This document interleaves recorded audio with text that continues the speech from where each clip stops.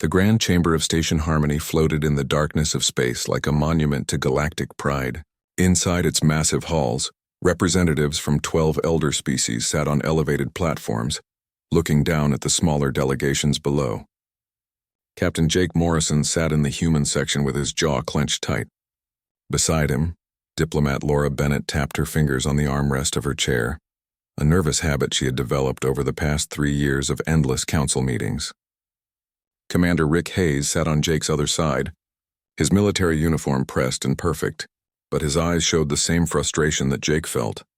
This was the 407th session that Jake had attended since humanity joined the Galactic Council 20 years ago. 20 years of hope, cooperation, and increasingly bitter disappointment. The council chamber was designed to intimidate, with its soaring ceilings and the elevated seats that made the elder species literally look down on everyone else. The Zelthari Imperium held the highest platform, their reptilian forms draped in ceremonial armor that gleamed under the chamber lights.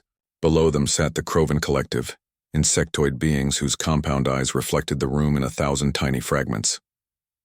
The Vexenar Communion occupied the religious platform, their ethereal forms barely solid, shifting between states of matter as they observed the proceedings. Ambassador Karen White stood at the speaking podium in the center of the chamber floor. She was a veteran diplomat who had spent 15 years trying to make humanity's voice heard in this place. Her hair had gone gray during her service, and the lines on her face told the story of countless rejected proposals and dismissed warnings. Today she presented evidence that her team had gathered over 6 months of investigation. The holographic display showed star charts, energy readings, and disturbing patterns in the outer reaches of known space. Colonies were disappearing. Not destroyed, not abandoned, but simply vanishing without any distress calls or explanations. Strange signals pulsed from regions that had been empty for millennia. Ships that ventured too close to certain coordinates never returned.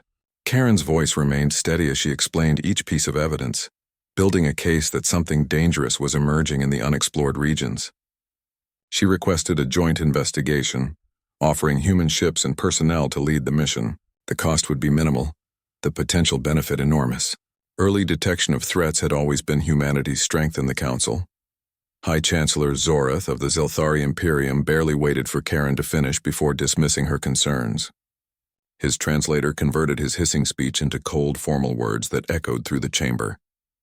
The outer reaches were called outer for a reason, he stated. They were far from civilized space, far from anything that mattered. If some primitive colonies disappeared, it was likely due to their own incompetence. The Council had more important matters to discuss than chasing shadows in the dark corners of the galaxy. Besides, he added with what passed for a smile among his species, humans were known for seeing threats everywhere. It was a symptom of their youth as a species, this constant anxiety about the unknown. Several other council members voiced their agreement. The Krovan representative chittered about wasted resources. The Vexenar high priest spoke of divine order, and how the worthy civilizations would naturally survive while the unworthy would fade. Only 2 species, the Trill and the Merenti, spoke in support of investigating Karen's findings. Both were considered minor members of the Council, barely worth acknowledging by the elder species. Their votes counted the same as everyone else's in theory, but in practice the elder species made all real decisions. Jake watched Karen's shoulders sag slightly as the vote was called. The investigation was rejected by a margin of 9-3. The holographic evidence disappeared, dismissed as easily as turning off a light. Karen returned to the human delegation section and sat down heavily in her chair. She did not look at Jake or the others. She did not need to. They all felt the same burning frustration, but the session was not over. The council moved to the next item on the agenda, and this one made Jake's hands grip his chair's armrests until his knuckles turned white. The Krovan Collective proposed a new trade regulation that would impose a 40% tax on all goods produced in human space. The reasoning, according to the Krovan Chancellor Hevrel, was that human merchants were undercutting established trade routes with their aggressive pricing and willingness to deal with minor species. This disrupted the natural economic order. The tax would correct this imbalance and remind humanity of its place in the galactic marketplace. Laura Bennett leaned over to whisper in Jake's ear. This was the 3rd such tax proposal in 3 months. The previous 2 had passed and human trade was already suffering. This new tax would be devastating. Earth's colonies depended on trade for survival. Many were still developing and needed the income from exports to build infrastructure and support their populations. A 40% tax would make human goods too expensive for most buyers. It would strangle Earth's economy and force humanity into dependence on council charity. The vote came quickly. 10 species in favor, 2 opposed. The Trill and Marenti stood with humanity again, but their voices meant nothing against the majority. The tax was approved effective immediately. Karen stood to protest, to point out that this violated the fair trade agreements that humanity had signed when joining the council. High Chancellor Zorath cut her off with a wave of his clawed hand. The council had the authority to modify trade regulations as needed for the good of all species. If humanity disagreed, they were welcome to bring a formal complaint to the Trade Commission, which was controlled by the Croven Collective, which had just proposed the tax. The circular logic was intentional. Then came the final insult. The council voted on appointments to the Security Commission, the body that oversaw military cooperation and defense planning.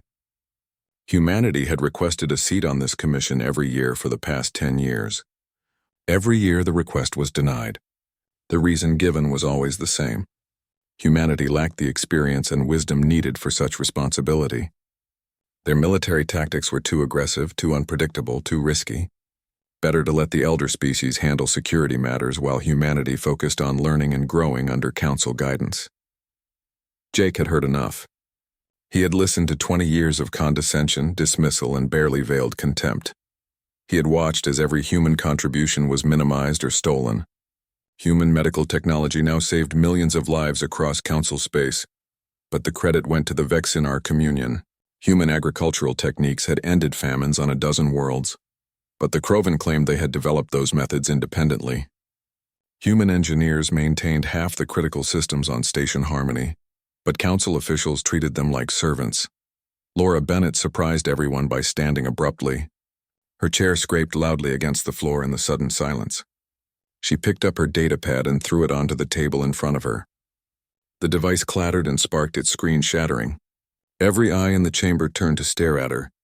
Council sessions were formal affairs where such displays of emotion were considered barbaric. Laura did not care anymore. Her voice rang out clear and angry in the shocked silence. She told them they could keep their taxes and their security commission and their entire corrupt system. Humanity had tried to be good members of this council. They had offered friendship, cooperation, and innovation. They had asked for nothing but fair treatment and respect. Instead, they received contempt and exploitation. The council wanted humanity to know their place. Fine, they would learn exactly where humanity's place was, and it was not here in this chamber being talked down to by species who had grown fat and lazy on ancient achievements. High Chancellor Zorath began to speak, but Laura cut him off. She informed the council that she would be sending a full report to Earth's united government, with her recommendation that humanity withdraw from the Galactic Council immediately. The chamber erupted in noise. Some species laughed at the absurd threat. Others called for Laura to be removed for her outburst. A few, like the Trill ambassador, looked worried. Karen White stood and placed a hand on Laura's shoulder, not to restrain her but to show solidarity. Jake stood as well, and then Rick Hayes, and then every human in the chamber. They filed out together while council members shouted questions and demands. The massive doors of the chamber closed behind them with a deep boom that sounded like the end of something important. Jake looked at Karen and Laura and Rick and saw his own determination reflected in their faces. The message would be sent to Earth within the hour. President Helen Carter would read it along with similar reports from every human delegation across council space. The elder species had made humanity feel small and unwanted for 2 decades. Now they would learn what the galaxy looked like without humans holding it together. 3 days later, Ambassador Karen White stood before the full assembled Galactic Council one final time. The chamber was packed with representatives from all member species. Rumors had been flying since Laura's outburst, and everyone wanted to see what humanity would do. Karen held a datapad with Earth's official response transmitted just hours before. Her hands did not shake as she activated the holographic display. The message appeared in the air above her head, written in all council languages simultaneously. She read the declaration in a voice that carried to every corner of the vast chamber. The United Government of Earth hereby withdrew from the Galactic Council effective immediately. All treaties were void. All military cooperation agreements were ended. All joint research projects were terminated. All human personnel would be recalled from Council facilities within 30 days. Human space would be closed to Council ships unless specific diplomatic arrangements were made. The Council could keep their taxes and their security commission. Humanity would find its own path forward. The chamber exploded in outrage and disbelief. High Chancellor Zorith roared that humanity could not simply leave. The Krovan Chancellor demanded to know how humans dared to break their sworn agreements. The Vexinar High Priest declared it a violation of divine law. Karen waited for the noise to die down, and when it did not, she simply continued speaking. Her voice cut through the chaos like a blade. She reminded them that humanity had kept every promise made to the Council. It was the Council that had broken faith by treating Earth as a subordinate rather than a partner. She listed every rejected proposal, every stolen innovation, every condescending dismissal. The evidence was damning, and several of the elder species shifted uncomfortably as their actions were laid bare before the full assembly. Karen's final words echoed in the sudden silence that fell. The Council had wanted humanity to know their place. Now they would learn theirs. She wished them luck in the times ahead because they would need it. Karen White placed the datapad on the podium and walked out of the chamber. She did not look back. Behind her, the Galactic Council sat in stunned silence, unable to process what had just happened. In 10,000 years of recorded history, no species had ever voluntarily left the Council. The very concept was unthinkable. Yet humanity had done the unthinkable, and as the implications began to sink in, the first seeds of fear took root in minds that had known nothing but certainty for millennia. The evacuation began within hours of Karen White's declaration. Captain Nina Torres stood on the bridge of the science vessel Horizon Dawn and watched through the main viewport as Kepler Station grew smaller behind them. The station had been a joint research facility for 8 years, a place where humans worked alongside alien scientists to unlock the mysteries of dark matter and quantum field manipulation. Nina had spent 3 of those years there, making friends with Krovan researchers and even a few Zelthari scientists who seemed less arrogant than their leaders. Now all of that was ending. The evacuation order had been clear and absolute. Every human researcher, every technician, every support staff member was to pack their personal belongings and board the transport ships. They were given 48 hours. Nina had thought it would take longer, that there would be protests or negotiations. Instead, every human on the station moved with quiet efficiency. They packed their bags, downloaded their personal research files, and walked to the docking bays without looking back. The alien scientists watched in confusion and growing alarm. Several tried to convince their human colleagues to stay, promising better treatment and more recognition for their work. None of the humans wavered. Dr. Greg Palmer had been the last to leave. He was the chief engineer who maintained Kepler Station's main computer systems. For 5 years, he had worked 18-hour days keeping the research networks running smoothly. The station's databases contained decades of collaborative research from dozens of species. Greg had designed the encryption protocols that kept all that data secure and accessible. As he boarded the Horizon Dawn, he carried a small data chip in his pocket. It contained the master encryption keys. Without those keys, most of the station's databases would become useless garbage within a week. The alien scientists did not know this yet. They would learn soon enough. Nina gave the order to depart, and her ship slipped away from Kepler Station along with 6 other human vessels. Behind them, the aliens were only beginning to understand what was happening.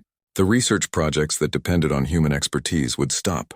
The experiments that required human intuition would fail. The station's computer systems would start glitching without Greg's constant maintenance. Kepler Station would not collapse immediately, but it would decay slowly like a body losing its vital organs one by one. 3 sectors away, Commander Paul Newman faced a different situation at Firebase Delta. The military installation housed a joint defense force meant to protect the border regions from pirate raids and territorial disputes. The Zelthari provided the heavy weapons and capital ships. Humans provided the tactical planning and communication systems. General Kravik of the Zelthari military had laughed when he received the evacuation notice from Earth. He informed Paul that no human would be leaving the base without Zelthari permission. The firebase was too important to galactic security. The humans could submit a formal request to the Council, and perhaps in a few months they might be allowed to rotate out their personnel in an orderly fashion. Paul had expected this response. He gave Kravik 1 hour to reconsider. The general refused. So Paul activated a series of commands that had been quietly programmed into the Firebase systems over the past 5 years. Every weapons platform, every shield generator, every sensor array suddenly went offline. The massive defense cannons that protected the installation powered down. The energy shields flickered and died. Alarm klaxons began wailing throughout the base. Zelthari technicians rushed to their stations and found their control systems completely locked out. Error messages in human languages scrolled across every screen. General Kravik stormed into the command center where Paul waited calmly with his staff. The general demanded to know what the humans had done. Paul explained in simple terms that human engineers had installed remote access protocols during routine maintenance operations. It was standard security practice to ensure systems could be repaired quickly. Now those same protocols had been used to shut down every critical system on the base. The Zelthari could try to restore functionality, but it would take their technicians weeks or months to bypass the lockouts. In the meantime, Firebase Delta was completely defenseless. Kravik's face turned a darker shade of green with rage. He threatened to arrest all the humans for sabotage. Paul pointed out that the Firebase was now unable to stop the human ships from leaving. The general could either let them go peacefully, or he could waste time trying to detain them while the base sat vulnerable to any attack. Pirates operated in this sector constantly. Without weapons or shields, the base would be an easy target. The choice was his. Kravik stared at Paul for a long moment, then stepped aside. 2 hours later, every human on Firebase Delta was aboard transport ships heading back to Earth space. Behind them, Zelthari engineers worked frantically to restore their systems and wondered how they had been so thoroughly outmaneuvered. On Earth itself, President Helen Carter stood before the Planetary Assembly to address billions of watching citizens. The news of humanity's withdrawal from the Council had spread quickly, and reactions were mixed. Some celebrated the decision, tired of watching their species be treated as inferiors. Others worried about the economic consequences and potential military threats. Helen needed to unite her people behind this choice. She spoke for 90 minutes. Laying out the case for withdrawal with careful precision, she explained how the Council had systematically exploited human innovation while denying humans any real voice in galactic affairs. She showed recordings of Council sessions where human proposals were dismissed with contempt. She presented economic data, showing how Council taxes and regulations had strangled Earth's trade while enriching the elder species. She displayed military reports proving that human tactics and strategies had won dozens of conflicts, yet humans were still denied seats on the Security Commission. The evidence was overwhelming and damning. Then Helen shifted her message to the future. Withdrawal from the Council did not mean isolation, she explained. It meant independence. Earth would continue to trade with species that treated humans as equals. The colonies would continue to grow and prosper without Council interference. Human military forces would protect human interests without asking permission from distant bureaucrats. Most importantly, humanity would finally be free to reach its full potential without the artificial limits imposed by species that feared competition. The economic impact hit the galaxy faster than anyone expected. Human traders like Captain Ben Crawford had spent years building networks that connected systems the major Council species ignored. Ben's ship, the Steady Hand, ran a regular route through 15 star systems inhabited by smaller civilizations that the Council deemed unprofitable. These species depended on human merchants for everything from medical supplies to farming equipment to communication devices. Ben received the recall order while docked at a Trill colony world. The Trill administrator who met him at the landing pad actually cried when Ben explained he would not be returning. Within 2 weeks, shortages began appearing throughout Council space. The Krovan Collective tried to fill the gaps left by human merchants, but their ships were larger and less efficient. They demanded higher prices and refused to deal with species that could not afford bulk orders. Smaller civilizations that had prospered under human trade suddenly faced supply crises. The Morenti colonies started rationing food. The Halcyon systems ran out of medical supplies. 36 minor species sent desperate messages to the Council demanding solutions. The Council had no solutions to offer. The frontier colonies faced even worse problems. For years, human patrol ships had protected vulnerable settlements from raiders and pirates. Lieutenants like Sophie Blake had spent months at a time in the outer systems, providing security in exchange for mining rights and research access. Sophie received her recall orders while on patrol near a Trill mining colony. She watched on her sensors as a raider ship approached the colony. Her tactical officer reminded her that their orders were clear. They were to return to Earth immediately, without engaging in any military actions on behalf of non-human populations. Sophie felt sick as she gave the order to jump away. The last thing her sensors showed was the raider ship closing in on the helpless colony. The psychological impact on Council species proved even more devastating than the physical shortages. For 20 years, humans had been everywhere in Council space, solving problems that no one else wanted to handle. They mediated disputes between minor species. They repaired failing infrastructure on neglected stations. They trained local security forces on frontier worlds. They provided medical care in regions that Council doctors refused to visit. All of that stopped in a matter of weeks. Suddenly, the elder species realized how many problems humans had been quietly managing while the Council focused on grand politics and ancient traditions. The communication network that connected all Council systems started experiencing failures. Transmissions were delayed or corrupted. Entire stations lost contact for days at a time. Technicians investigating the problems discovered that the encryption protocols were failing. Someone named Greg Palmer had designed those protocols years ago, and they required constant updates and maintenance. Greg Palmer was gone back on Earth, and he had taken his knowledge with him. The Council tried to hire new encryption experts, but qualified candidates were rare and expensive. Fixing the network would take years. A medical crisis erupted on Sanctuary Station when a virulent virus broke out among the population. The station's containment protocols failed, and the infection spread rapidly. Over 1,000 beings died in the first week. The Council sent their best doctors, but none could figure out how to stop the spread. Finally, someone checked the station records and discovered that Dr. Amy Foster had designed the containment procedures 5 years earlier, during a previous outbreak. Amy had since returned to Earth. The protocol she had written assumed regular updates and adjustments. Without her expertise, they had become obsolete. By the time the Council brought in enough specialists to contain the virus, 3,000 beings were dead. Trade route optimization collapsed. Resource management systems produced increasingly inaccurate projections. Diplomatic protocols for handling disputes between minor species were simply ignored, because no one understood them anymore. Everywhere the Council looked, they found human fingerprints. Small contributions that seemed insignificant at the time now revealed themselves as critical components of galactic civilization. Remove enough small components and eventually the whole machine stops working. On Earth, Admiral Jake Morrison monitored the situation from Strategic Command. His intelligence officers brought him hourly reports of growing chaos in Council space. 17 separate conflicts had erupted where previously there had been peace. The Council's response was always the same: send Zelthari warships to impose order through overwhelming force. This approach only made things worse, driving neutral species into rebellion and turning minor disputes into major confrontations. Jake watched the reports with grim satisfaction. The Council had treated humans like ignorant children. Now they were learning what those children had been doing all along. They had been holding the galaxy together while the adults congratulated themselves on their ancient wisdom. Lieutenant Kate Rogers entered Jake's office with the latest intelligence summary.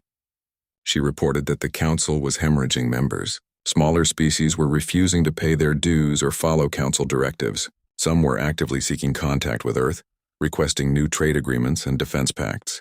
President Helen Carter had established a committee to evaluate these requests. Earth would not repeat the Council's mistakes by accepting everyone without consideration. But nor would they turn away species that genuinely sought partnership rather than domination. A new order was emerging from the chaos, and humanity stood at its center, not because they had sought power, but because they had earned trust through years of quiet competence and genuine respect for all species regardless of size or influence. The galaxy was changing, and the Council that had dismissed humanity for so long was finally beginning to understand the magnitude of their error. 6 months had passed since humanity walked away from the Galactic Council, and the cracks that had appeared in the first weeks had become chasms. The Terminus sector burned with conflict as 3 different species fought over a system rich in rare minerals. The Valak's dominion claimed historical rights to the territory. The Shen Collective insisted they had discovered it first. The Quinn Empire simply wanted the resources and did not care about anyone's claims. Before the human withdrawal, this exact situation had occurred twice in the Terminus sector. Both times, human mediators had arrived within days and negotiated settlements that satisfied all parties. The humans had a gift for finding creative solutions that the rigid council species could never imagine. Now there were no human mediators, and the three species had gone straight to violence. The council sent a Zelthari battle fleet under the command of Admiral Torvan to resolve the crisis. The admiral had clear instructions to restore order using any means necessary. He arrived in the Terminus sector with 20 warships and immediately demanded that all three species withdraw their forces. When they refused, he opened fire on the nearest Valak's cruiser. The ship exploded in a brilliant flash that lit up the system. Torvan broadcasted a message to all sides. That was what happened to those who defied council authority. The remaining forces had 1 hour to leave or face destruction. The result was catastrophic. Instead of retreating, all three species united against the common threat. They had been enemies moments before, but now they focused their combined firepower on the Zelthari fleet. The battle lasted 6 hours and left 11 Zelthari ships destroyed or crippled. Admiral Torvan barely escaped with his remaining vessels. Worse still, the conflict did not end. It spread to neighboring systems as allies of each species joined the fight. Within 3 weeks, 17 systems were engaged in active warfare. Trade routes collapsed. Refugee ships fled in all directions. The council sent more fleets, but each military intervention only escalated the violence. Admiral Chris Walker sat in Earth's Strategic Command Center and watched the updates flood in from deep space monitoring stations. His hair had gone completely gray in the past 6 months, and he had stopped trying to get more than 4 hours of sleep per night. Lieutenant Kate Rogers stood beside him reviewing the latest intelligence reports. She counted 23 separate conflicts now raging across former council space. Most were small, localized disputes over territory or resources, but they were growing. The council's response was always the same: send warships, demand compliance, destroy anyone who refused. The elder species had maintained peace for millennia through overwhelming military superiority. They had forgotten that peace built only on fear was fragile. Chris asked Kate about the human colonies. She reported that all settlements were secure and actually thriving. Without council taxes and regulations, the colonial economies had expanded rapidly. New settlements were being established in systems that the council had declared off limits. Trade with non-council species had increased by 300%. Refugee populations from council space were requesting asylum on human worlds, bringing skills and knowledge with them. Humanity was not just surviving independence. They were flourishing. The Krovan Collective faced economic disaster that made the military conflicts look minor by comparison. Their vast trade network had been the envy of the galaxy for 8,000 years. Goods flowed from production centers to markets with mathematical precision, regulated by complex algorithms that optimized every route and ensured maximum profit. The system was beautiful in its efficiency. It was also completely dependent on updates and adjustments developed by human economists over the past 15 years. Professor Dan Miller had been the lead consultant on the Krovan Trade Network. He had quietly revolutionized their entire system, using predictive models and adaptive algorithms that anticipated market changes. The Krovan had taken credit for these improvements naturally. Now Dan Miller was back on Earth teaching at the University of New Terra, and the Krovan Trade Network was dying. Chancellor Hevral of the Krovan Collective watched in horror as shipments went to the WRO. Nung destinations. Cargo holds sat empty while goods rotted in warehouses. Prices fluctuated wildly with no apparent pattern. The algorithms that had worked flawlessly for years were now producing nonsensical results. Krovan technicians tried desperately to fix the problems, but they did not understand the underlying principles. Dan Miller had built his improvements on human economic theories that the Krovan had never bothered to learn. They had simply enjoyed the profits while dismissing the source. Now those profits were evaporating. Smaller trading partners began looking elsewhere for commerce. The Krovan Collective's reputation for reliability crumbled. Within 8 months of humanity's withdrawal, Krovan trade revenues had dropped by 40% and showed no signs of recovery. Meanwhile, humanity's colonies expanded and prospered in ways that had been impossible under council rule. Admiral Jake Morrison, promoted from captain after the withdrawal, now oversaw the defensive perimeter around all human systems. Without council regulations restricting military development, human engineers had made remarkable advances. New ship designs incorporated stealth technology that made them nearly invisible to conventional sensors. Improved weapon systems could punch through shields that would have stopped older models. Better power generation meant human ships could operate longer and farther from support bases. Scientists like Dr. Rachel Stone worked around the clock to maintain humanity's technological edge. Rachel stood in her laboratory on Mars station and examined the prototype shield generator that her team had developed. It used principles that the Council had declared too dangerous to research. The elder species preferred tried and tested technology that never changed. Innovation was risky. Rachel had spent 8 years listening to Council scientists tell her that her ideas were impossible or foolish. Now those same ideas were creating systems that surpassed anything Council species possessed. She activated the shield generator and watched the energy readings climb to levels that should have been impossible. The prototype held steady. Her team cheered. In 6 months they would have this technology installed on every human warship. Let the Council try to intimidate Earth then. The Vexinar communion faced a different kind of crisis, one that threatened the very foundation of their civilization. For 12,000 years the Vexinar had guided galactic spirituality through their interpretation of the ancient prophecies. These sacred texts described the eternal nature of the galactic community and the unchanging order that bound all civilized species together. The texts spoke of unity, permanence, and the divine structure that ensured peace and prosperity for those who followed the correct path. Then humanity had left the Council, and the prophecies said nothing about such an event. High Priest Velshara spent sleepless weeks studying the ancient texts, searching for some explanation or guidance. The prophecies assumed that all species would remain within the Council framework forever. They assumed that the elder species would maintain their positions of authority eternally. They assumed that the galactic order was as permanent as the stars themselves. None of these assumptions had proven correct. Humanity's departure and the subsequent chaos demonstrated that the prophecies were incomplete at best and fundamentally wrong at worst. Younger Vexinar began questioning everything they had been taught. If the prophecies were wrong about this, what else might they be wrong about? Velshara tried to maintain order, but doubt spread through his communion like a virus. Religious civil war loomed as traditionalists fought with reformers over the true meaning of their faith. Smaller species that the Council had ignored for generations began reaching out to Earth with increasing desperation. The Trill sent a delegation led by Ambassador Kethran to meet with President Helen Carter. Kethran was a young diplomat who had studied human culture extensively. He understood that humans valued directness over elaborate ceremony. He arrived at the presidential residence in Washington and made his case simply. The Trill needed trade partners who would treat them fairly. They needed protection from raiders and pirates. They needed access to medical technology and educational resources. In exchange, they offered friendship, loyalty, and access to Trill star charts that showed safe routes through regions of space that humans had never explored. Helen listened carefully and promised to consider the proposal.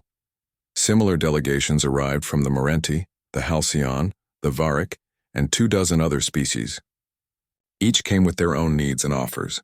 Helen established a review committee led by Ambassador Kevin Price to evaluate each request. Kevin had been part of the Council delegation before the withdrawal. He understood alien cultures better than most humans. He also understood that Earth could not simply accept every species that asked. Some were too unstable.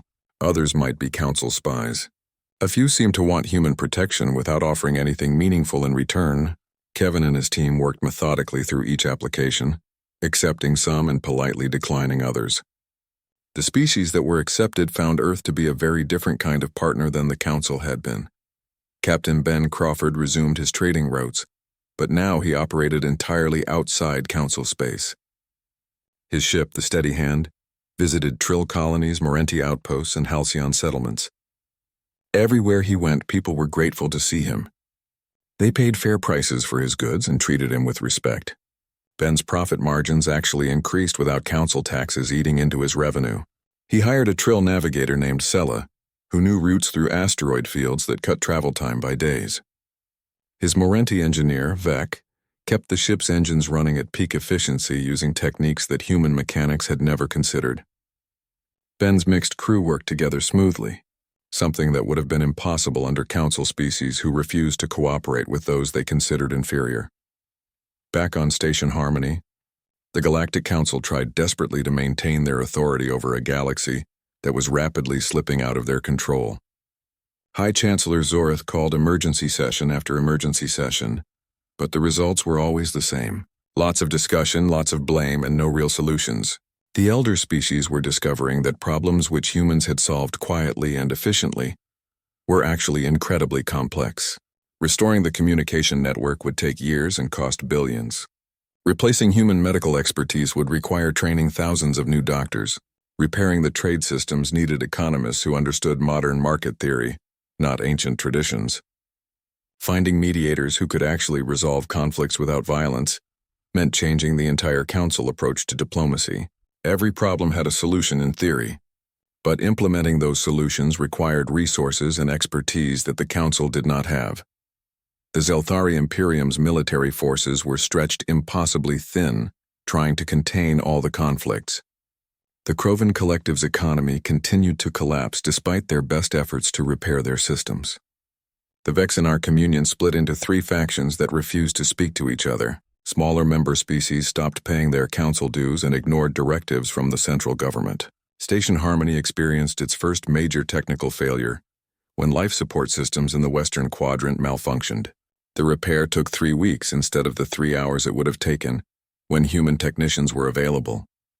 10 council members died from toxic gas exposure before the systems were restored. The symbolism was not lost on anyone. The council itself was dying, slowly suffocating on its own arrogance and incompetence. Laura Bennett, now Earth's Secretary of State, received daily reports from intelligence agents embedded throughout council space. The message was consistent across all sources. The council was collapsing. The elder species were finally realizing that humans had not been lucky or impulsive. Humans had been competent, innovative, and genuinely committed to helping others regardless of their status or power. Those qualities had made humanity indispensable to galactic civilization. Without them, the ancient order could not survive. Laura read the reports and felt no satisfaction or joy. She had not wanted the council to fail. She had wanted them to change, but they had refused, and now they were paying the price for their pride. The galaxy was entering a new era, and humanity would help shape it. This time, however, they would do so on their own terms. A full year had passed since humanity walked away from the Galactic Council, and the galaxy barely resembled the ordered civilization that had existed before. High Chancellor Zorth sat alone in his private chambers on Station Harmony and stared at the reports covering his desk. The Terminus sector conflict had expanded to involve 8 species now. 42 systems were actively at war. Civilian casualties numbered in the millions. Zelthari battle fleets were losing ships faster than the shipyards could replace them. His military advisors told him they needed human tactical support. His economic counselors told him the Empire was running out of money to fund the war effort. His political allies told him the other council members were preparing to vote him out of power. Zorth had been High Chancellor for 300 years. He had never imagined his reign would end like this. He did something he had sworn never to do. He composed a personal message to President H. Ellen Carter of Earth and sent it through secure diplomatic channels. The message was brief and carefully worded to avoid appearing desperate, though desperation was exactly what he felt. He explained that the current conflicts threatened innocent civilians who had nothing to do with council politics.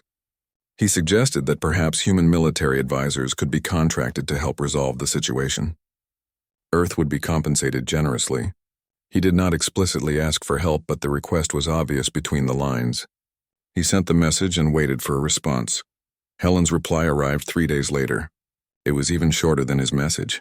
She thanked him for thinking of Earth, but explained that humanity's military resources were committed to protecting human systems and their new partners.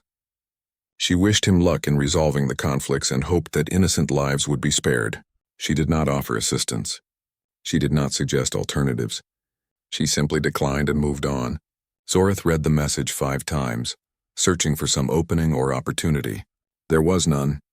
Earth had closed the door, and he had no way to open it again. On the frontier, hundreds of smaller civilizations faced existential threats without the protection they had relied upon for decades. The Marenti Collective's homeworld, a planet called Vishara, suffered an outbreak of a plague that their medical science could not identify or treat.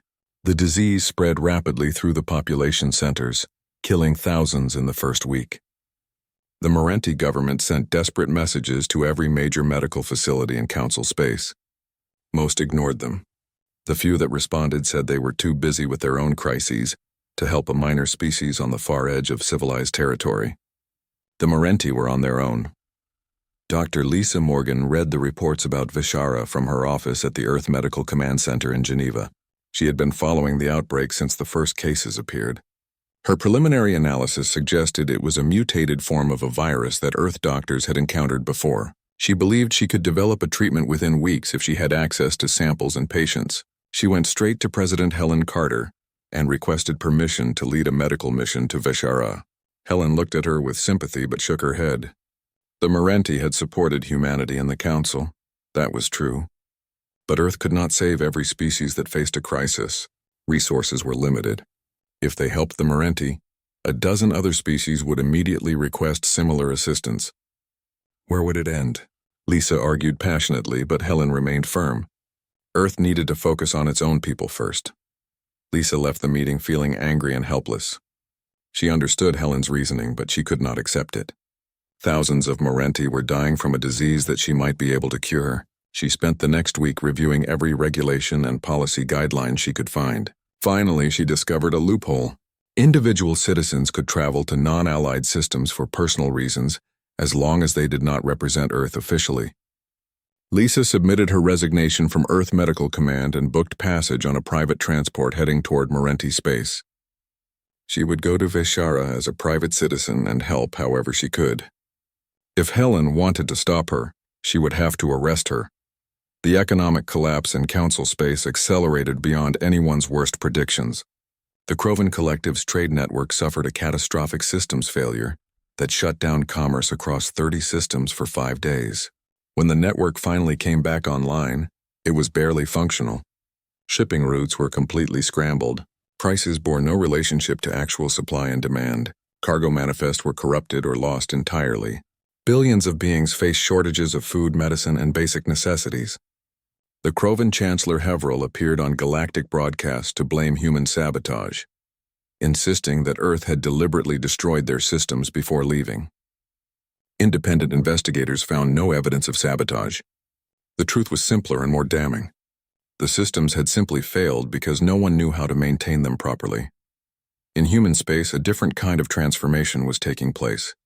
Scientists worked without the restrictions that Council regulations had imposed for decades.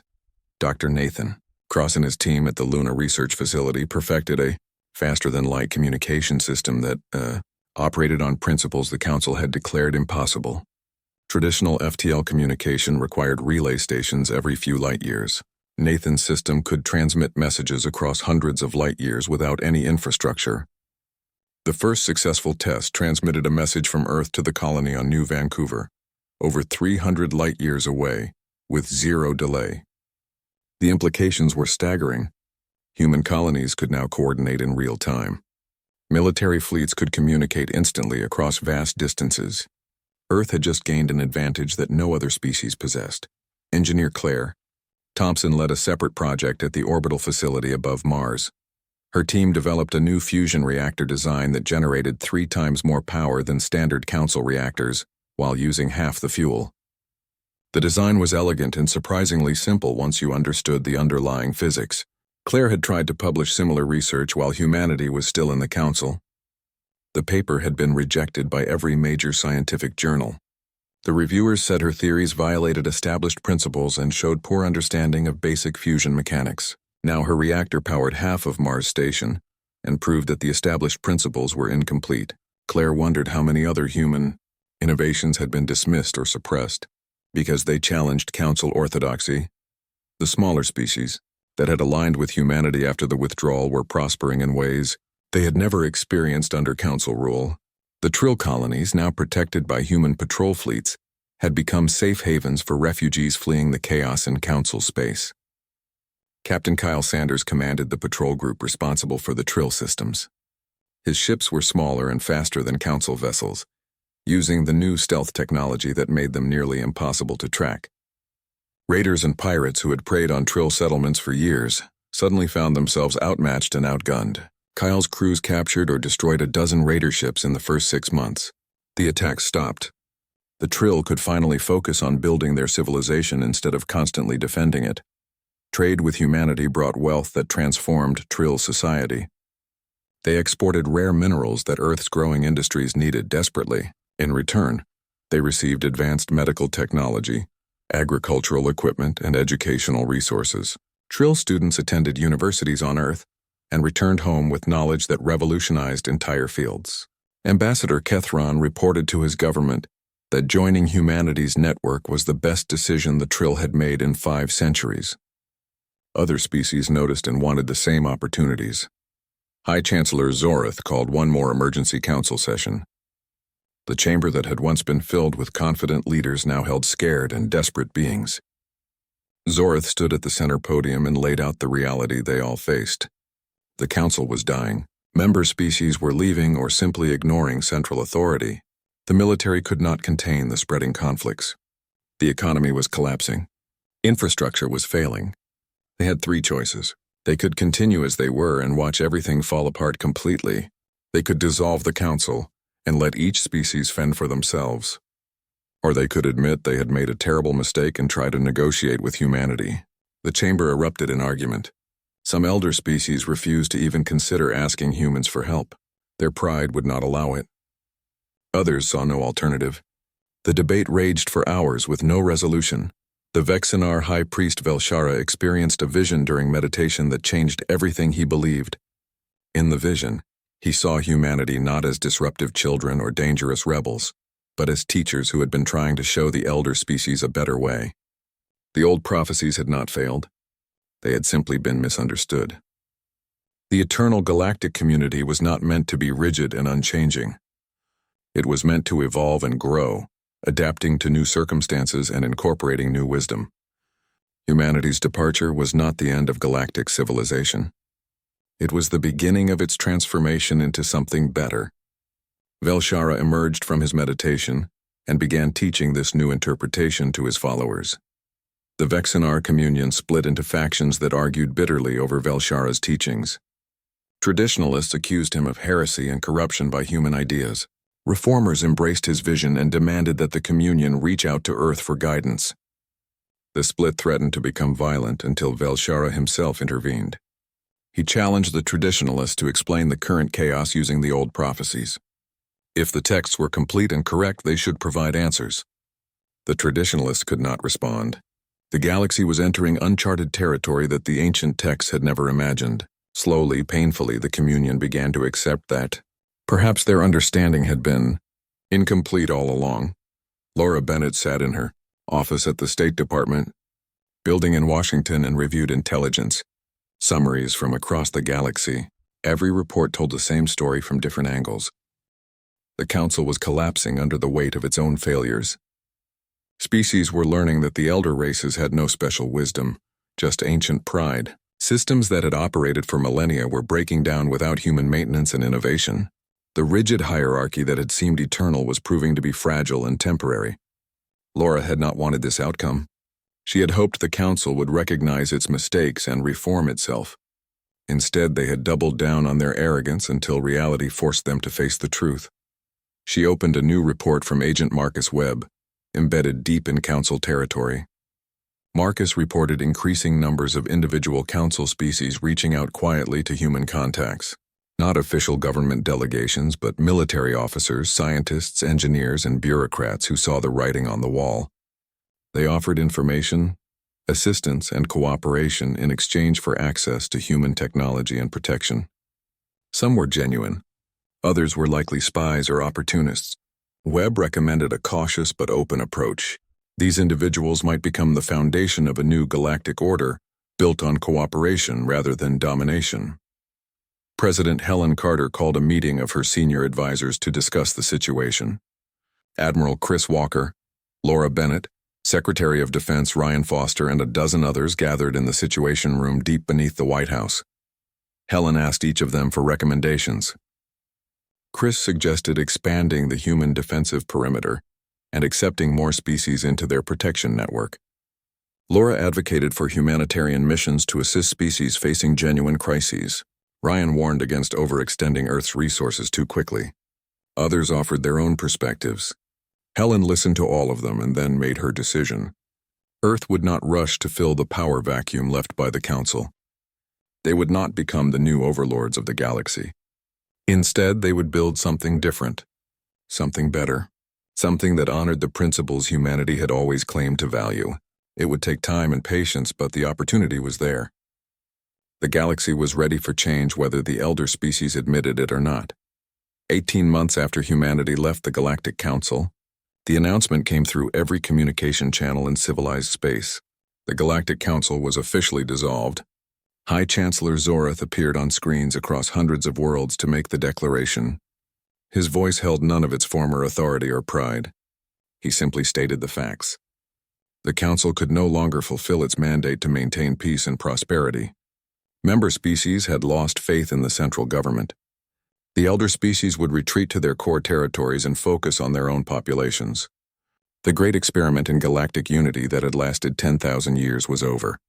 Zorath offered no apologies and made no excuses. He simply ended the broadcast and disappeared from public view. Historians would later note that he looked like a being who had aged centuries in less than 2 years. President Helen Carter watched the broadcast from the Oval Office with her closest advisors gathered around her. The room remained silent for several minutes after Zorath's image faded from the screen. Admiral Jake Morrison was the first to speak. He suggested this was humanity's moment to step forward and establish dominance over the galactic remnants. Earth had the technology, the military strength, and the moral authority to build an empire that would dwarf what the Council had been.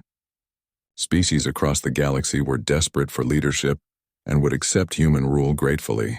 Jake laid out a strategic plan he had been developing for months. It was comprehensive, logical, and completely contrary to everything humanity claimed to believe. Helen listened to Jake's entire proposal without interrupting. When he finished, she thanked him for his thorough analysis and then rejected every element of it.